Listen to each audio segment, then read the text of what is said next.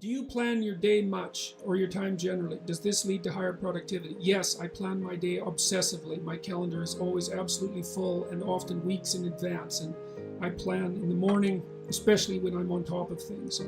And I plan each hour, and I probably plan each minute. And yes, it leads to way higher productivity. You decide what your goals are going to be. You place them in the calendar. Use the calendar as your friend, because what you want to do with the calendar is design a day that you want to have, or a day that would be good for you. And a day that would be good for you is one that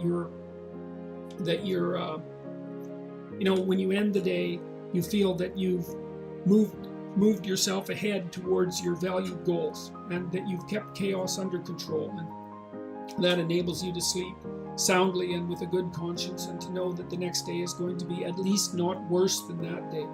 Planning is unbelievably useful. And again, I don't want to sound like a broken record with regards to the future authoring program, but it really is useful. You need to figure out what it is that you're aiming at and why, and then you need to figure out how you're going to break that down over the months and the weeks and the days. But I would approach your calendar like it's your best friend. You think, okay, I'm going to design a week, man, that I really want to have. And that means you can schedule in leisure and all the things that you want to do, which you absolutely should do. And it's also quite fun to give yourself minimal time to do something complicated, because it's quite challenging to see if you can do far more than you thought in far less time.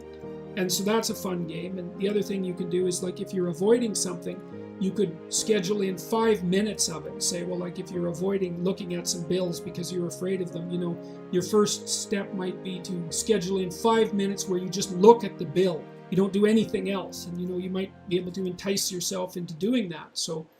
But I would say learning to plan is unbelievably useful, to schedule your time, because that's your life, but schedule the life you want. That means you have to schedule your responsibilities obviously, because responsibilities are those things that ruin your life if you don't fulfill them. So